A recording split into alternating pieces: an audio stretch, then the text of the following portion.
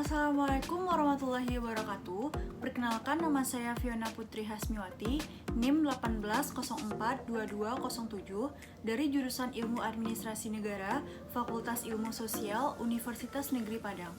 Pada video kali ini, saya akan menjelaskan terkait pada pertemuan 11 pada mata kuliah Manajemen Risiko dan Kebencanaan yang berjudul Sistem Penanggulangan Bencana Nasional COVID-19. Indonesia menetapkan wabah COVID-19 yang hingga saat ini makin meluas penyebarannya sebagai bencana nasional. Seiring dengan berjalannya waktu dan aktivitas masyarakat, penularan virus corona berisiko tinggi bagi kelompok masyarakat tertentu, misalnya terhadap lansia, orang dengan masalah kesehatan yang menahun, orang dengan imunitas yang rendah, dan anak kecil. Selanjutnya, Sistem Penanggulangan Bencana Nasional COVID-19.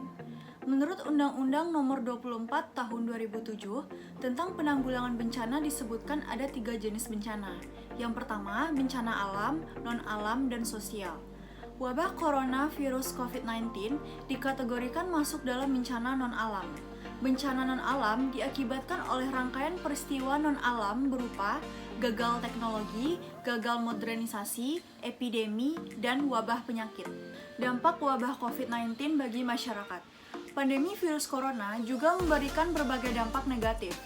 Tak hanya berdampak pada kesehatan, tapi juga berdampak kepada kehidupan sehari-hari, seperti terbatasnya aktivitas di luar rumah, ekonomi yang mulai menurun, hingga banyak masyarakat yang mengalami pemotongan gaji dan PHK.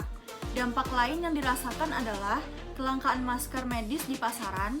Selain itu, layanan kesehatan juga tidak dapat dirasakan secara optimal oleh masyarakat. Dan kekhawatiran untuk berkunjung ke rumah sakit juga turut mendorong masyarakat untuk menahan diri melakukan pemeriksaan kesehatan secara rutin ataupun untuk berobat. Seiring dengan berjalannya waktu dan aktivitas masyarakat, beberapa Pemda kabupaten atau kota telah menerapkan beberapa peraturan terkait pencegahan penyebaran virus corona yang intinya mengatur tentang physical distancing dan PSBB.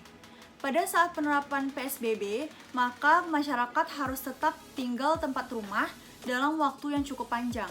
Selanjutnya, penyebaran COVID-19 begitu cepat karena penularan dari orang ke orang dan lebih dipercepat lagi oleh jangkauan transportasi udara daerah dan antar negara atau benua. Karena virus ini belum ada obat dan vaksinnya, sangat penting untuk mencegah perluasan penyebaran virus ini. Cara untuk mengurangi penyebaran virus yang pertama, hindari kerumunan orang. Sejumlah perusahaan dunia membatalkan acara-acara yang mempertemukan ribuan orang untuk menghindari penyebaran virus ini.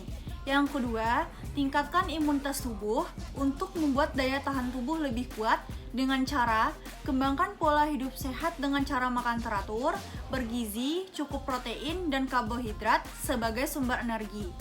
Yang terakhir, tunda berpergian ke daerah endemis. Langkah pemerintah Indonesia menghentikan sementara penerbangan dari Cina ke Indonesia dan arah sebaliknya, dan larangan sementara kunjungan atau transit warga asing. Cara penting masyarakat dalam mencegah penularan COVID-19. Yang pertama, sering-sering mencuci tangan. Yang kedua, hindari menyentuh area wajah. Yang ketiga, etika kita ketika bersin dan batuk. Yang keempat, jaga jarak sosial saat berpergian keluar. Yang kelima, hindari berjabat tangan. Yang keenam, hindari berkumpul dalam jumlah banyak. Mungkin itu saja yang dapat saya simpulkan terkait pada materi pertemuan 11. Apabila ada salah, mohon dimaafkan. Assalamualaikum warahmatullahi wabarakatuh.